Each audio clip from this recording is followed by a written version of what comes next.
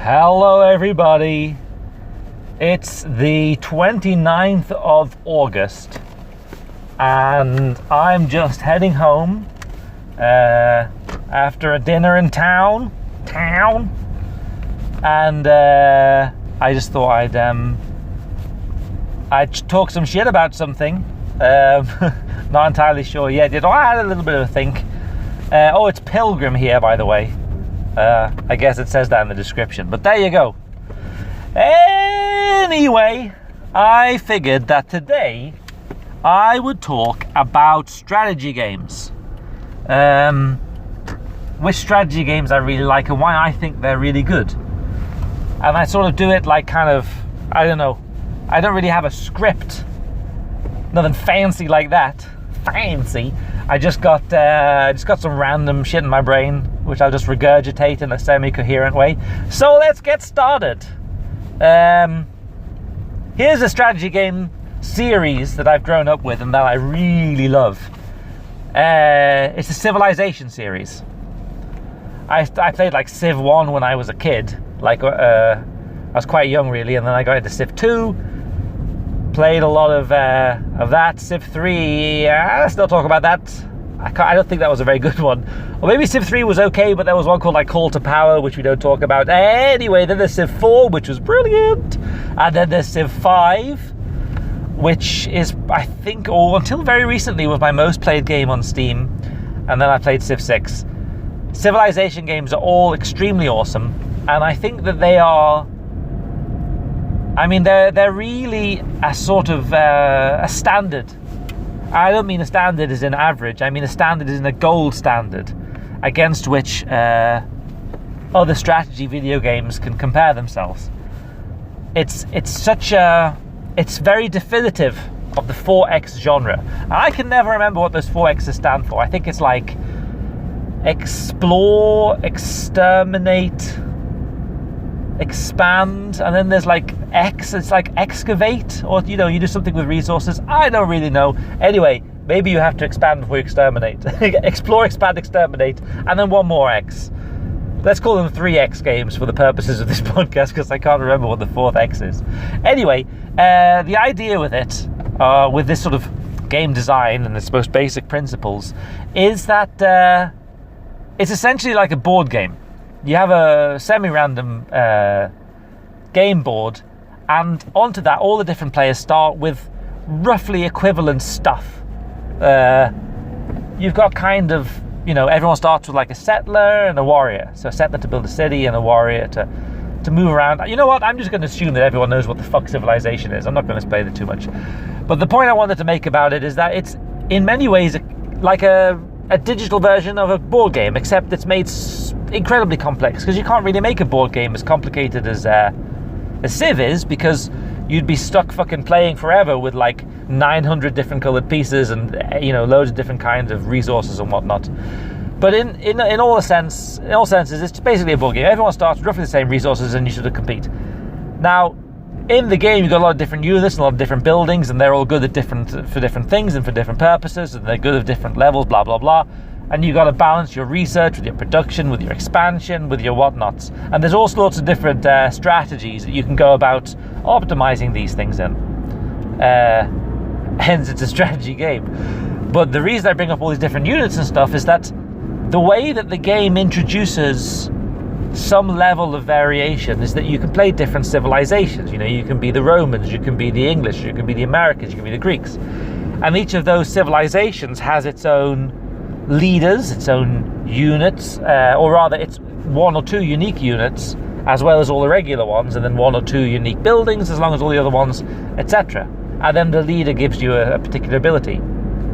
The way this manifests itself in the gameplay is that, put it like this. I saw an interview once, and I think it was either Sid Meier, but it could equally have been just some other developer that was working there. I just can't remember the name exactly. I think it was Sid Meier, who said that the way he goes about designing video games is he makes an extremely solid set of core rules that make for a fun sort of mechanical game experience. And then into that he injects things that all different players can get, which in one way or another break or expand or change some of those game rules. That's sort of the principle of the game design. Now, the different civilizations, by virtue of being slightly different with different units, different buildings, etc., they are a manifestation of that, and that, you know, this civilization has good, I don't know, horse archers.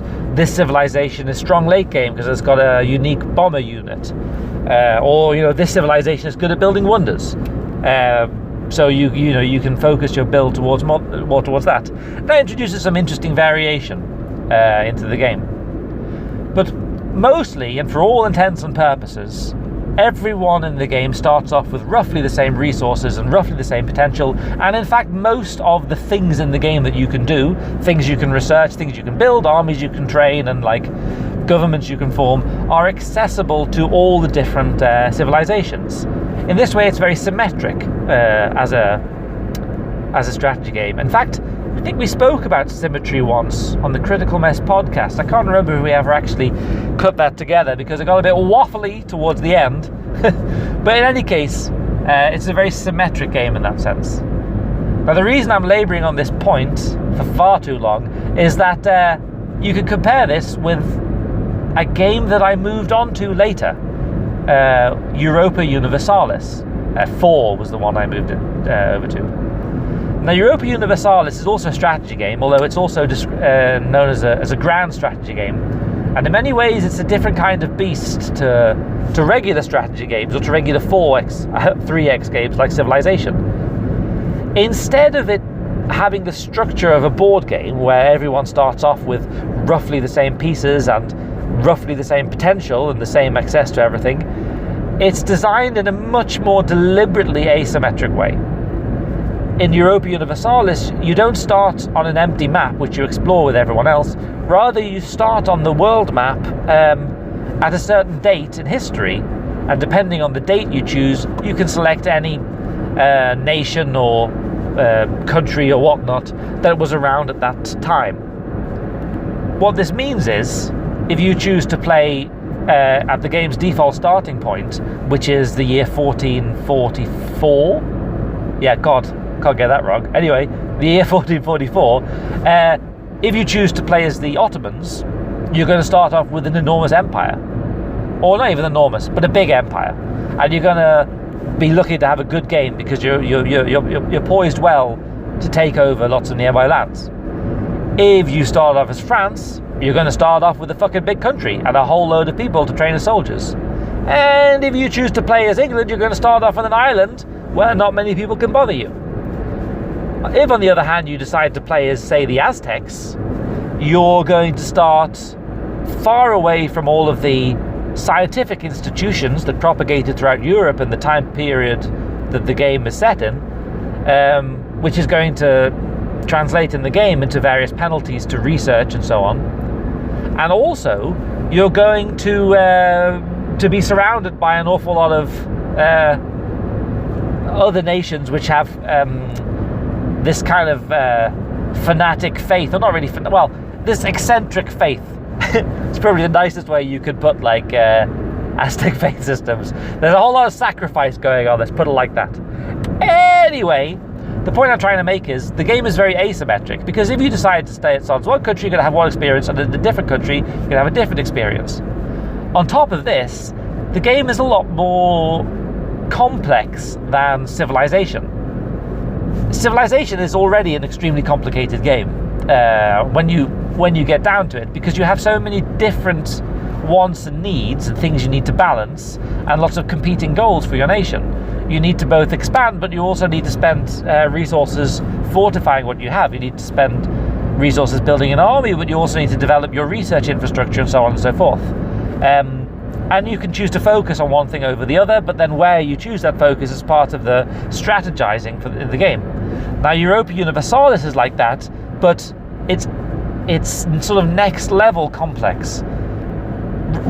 It's a difficult thing to explain, but rather than simply having a set of resources on the map which you sort of get or don't get, and to a certain extent that's how Europa Universalis works, but rather than the sort of way it works in Civilization, where you build near fields to get food, you build near hills to get production and so on, Europa Universalis, by virtue of being structured such that when you start the game, it's usually pretty.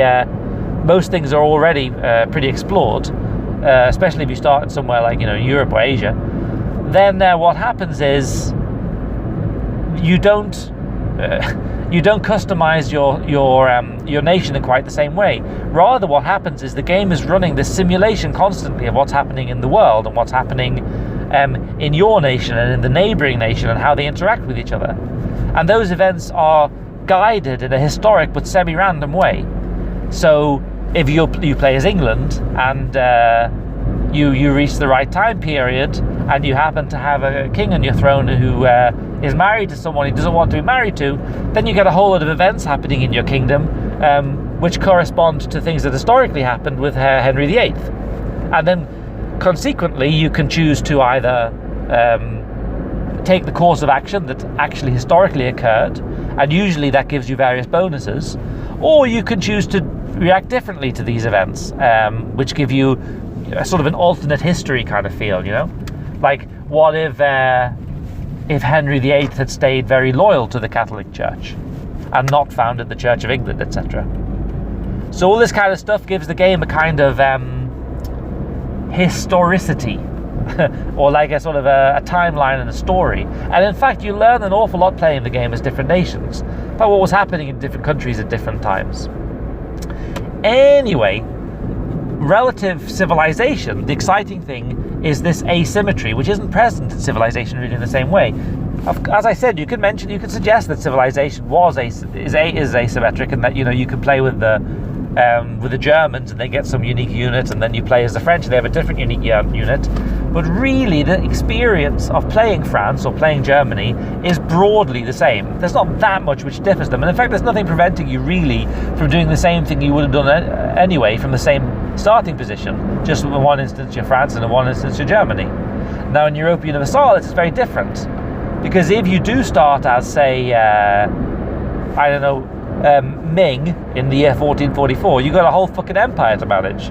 But if you decide to start playing as, say, Scotland, you're going to have a very different experience, because rather than the challenge of managing an empire, you're going to be the same game with the same game systems, but now your challenge is surviving English aggression and negotiating peace on the continent to use as leverage against English hostility. And then you could maybe elect to conquer Ireland, and then maybe use the manpower of Ireland and team up with the manpower from Scotland and go and conquer England, turn the tables on England. And that's a very different experience to playing every other nation in the game. And because the game is so fantastically rich in detail for all the different nations, and not just in Europe, all across the world, there's an awful lot of what's called flavour, events which tell you about the history of each place. Because the game is so rich in this sense, its replay value is incredible. Now, don't get me wrong, I'm not saying that other games like Civilization, which are structured in a more symmetric way, aren't replayable. It's just that they're not replayable in the same way, because ultimately you'll work out what works well for you, or at least what works out well for the civilization you're playing. And you might have a couple different game plans, like, well, if I'm going to play as Brazil and Civ 6, I'm going to focus on culture. If I end up playing as Egypt, I'm going to spam a whole lot of wonders in the beginning. But you sort of get the sort of thing that the game plans are vaguely similar. They're similar enough to remind each other of each other. These are the guys you play for science victory with. These are the guys you play for cultural victory with. And the game tends to get a little bit repetitive. And for this reason, I think in the end, I sort of lost interest a little bit in Civ. Or lost interest is wrong, because I still fucking love that game. But I sort of lost... it just didn't pull me back in, because I felt like, I can win this game. I can do this. It's challenging, but it's not, the challenges aren't unique each time. In a way, they're sort of the same challenge over and over. In Europa Universalis, when I finally got into it, because believe me, it took a couple of times to get into that game, because there's a bit of a learning curve about all the systems in the game. But in Europa Universalis, once you get into it, oh boy, are you in for a whole lot of games.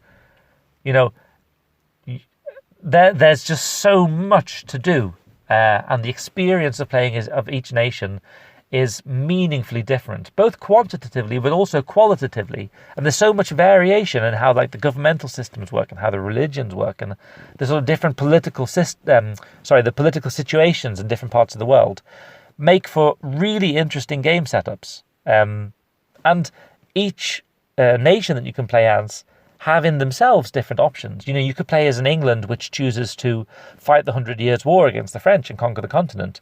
Or you could play as England which seeks to colonize the New World. Or you could play as England which seeks to conquer Scandinavia.